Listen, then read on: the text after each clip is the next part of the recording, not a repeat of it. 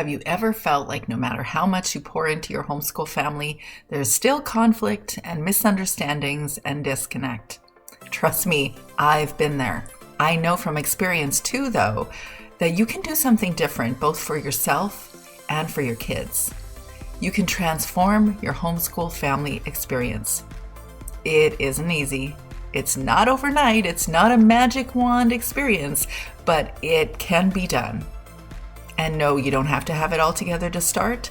And no, you won't ever get it all together, but you will create strategies that will work for you and your homeschool family.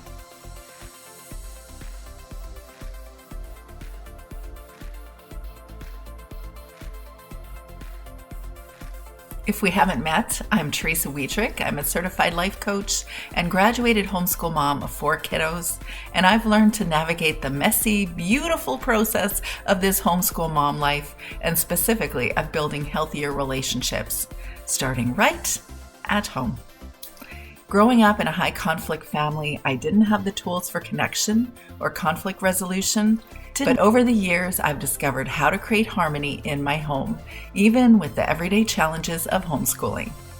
Now, I'm here to share what I've learned with you so you can build the family relationships you want to. Even before I became a mother, even before she was a twinkle in my eye, I knew that I needed some support in creating mental frameworks on how to be a mother, or how to engage my kids, or what they needed, or how we would spend our time. And I was so excited about it that I created, full day timer filled with activities and ideas. And I read on all things parenting. I knew I needed to learn about relating and connecting and conflict resolution and all the things. And all of that was supportive of me, but nothing taught me more than being in the relationships. Oh, being in the relationships. Now that wasn't something I could slot into a day timer, and it wasn't something that I could just magically transform because I read a book. It took work. It took a lot of trial and error. In some seasons and years, it felt like there were way many more errors than there were benefits to putting all those practices into those relationships. But over the course of time, a long course of time, with an awful lot of repeated efforts and willingness to listen and willingness to forgive and learning conflict resolution skills, emotional regulation skills, learning all the things that embody a healthier homeschool family life, I see connection. I see an ability to navigate conflict. I see seeing and hearing and understanding each other in our family deeply. It's been a huge transformation. It's a beautiful transformation. And if you resonate with any of the things that I'm sharing with you today, I want you to know that it can happen in your home too. I'm aware that as a life coach working in the homeschool community, that there are as many challenges inside our homes as in any home. And there are challenges in everyone's home. We all don't look the same. We don't value the same things. We don't see the world the same way we do. But there are some very similar, very familiar challenges that families have, like learning to navigate conflict, like learning to be your full self, but also honoring someone else's full self. Learning how to listen when we feel triggered, or when we feel reactive, or when we are just having an unhappy day. Learning how to put real energy and intention into our children, even though we feel spent, or maybe learning how to create time just for us so that we have the fuel to give them that time. Learning how to manage our emotions. Learning how to care about our emotions, accepting all the challenging, complicated things that make a human being human, and also learning to teach our children that. Learning how to be a family unit that supports each other and genuinely sees each other and accepts each other. These are all challenging things for families around the world, for anyone that's connected to anyone. There are a few tools that I've learned, tools and mindset shifts that I've learned along the way that I want to share with you. These are just a few. In the upcoming Reimagine Your Homeschool group coaching program, I'm going to go into depth into these discussion areas and more in one particular aspect of the group coaching program. If you're curious about this group coaching program, I'll tell you more in the upcoming weeks. But if you want a taster of how to reimagine your homeschool family life now, I encourage you to check out the free Reimagine Your Homeschool mini course. You'll find the link below. So here are 5 tools or mindset shifts that have made a huge difference for me. The first one is an active listening exercise. So in the group coaching program, I'll show you how this actually works, and we'll make sure to use your scenario and help you actually walk through this. Sometimes the goal for active listening is just repeating back what someone says, exactly as they say it, as though you're mirroring them. So just repeating back what your child says can make them feel really heard. Also your partner. All of these tools and mindset shifts affect every relationship you're in. But let's just suppose it's with a specific child, and your goal is to understand them even though they don't make sense to you, or their big emotions are interfering with your ability to really get what they're saying. All you see is they're upset. What do? You can say, I see that you, and it depends on the scenario, of course, but I see that you are having a hard time putting your sweater on. And so instead of pulling it over your head, you are trying to put your arm through the armhole and then yanking it on this way. And that looks like your face is flushed and you're getting loud. Can you tell me more about your experience in that? You're identifying what they are experiencing. You're not saying, wow, you're losing your cool, kid. Just keep it cool. Take a breath. We're going to get through this.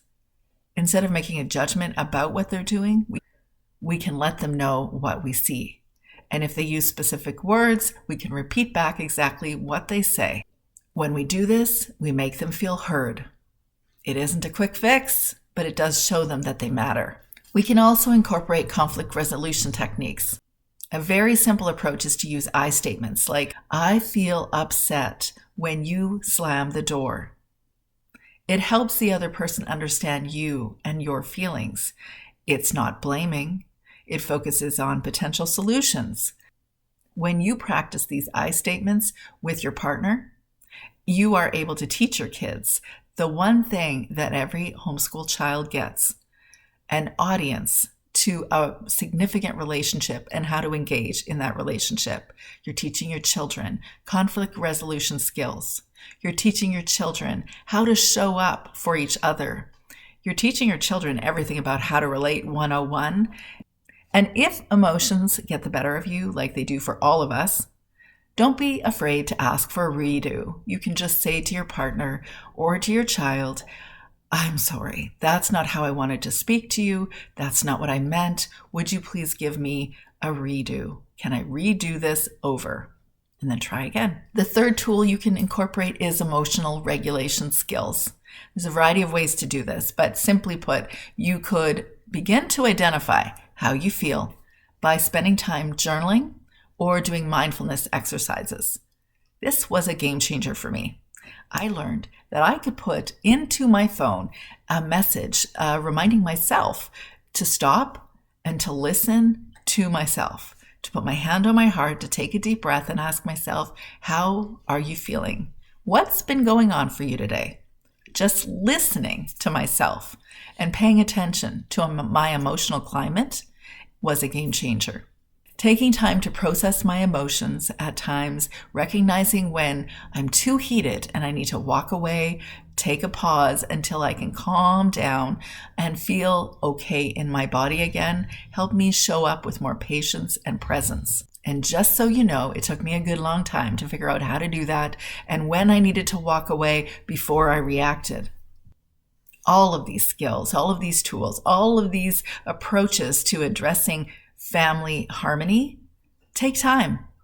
We can read them, we can hear about them from someone else, but at the end of the day, we need to do it on repeat every day for a good long time for it to become natural to us. Another way we can build healthier relationships in our homeschool families is to incorporate more eyeball to eyeball time. This one is big. So I know that you are with your kids all the day long, except for when you're not. You drop them off somewhere. And when they're teenagers, probably not as much as you did when they were younger. But I know that you're with them a lot. And yet, we're with them, but we are occupied on the routine. We're very occupied. We're possibly too busy. At times, someone could say, maybe there's too many extracurricular activities. This might be true for us as homeschool parents. But whether it's weekly one-on-one time with each child, or just sitting down to listen to their latest Lego story, giving them individual attention builds trust and connection. And probably the best benefit of all, especially if you're engaging them in a moment where they really have nothing else to do, say in a minivan where you are driving your teenager somewhere and they are locked in the seatbelt, that time is an opportunity for you to listen to who they really are and listen to their stories, because they are captive audiences. And the last thing that I'll share here about building healthy relationships is to model healthy behavior.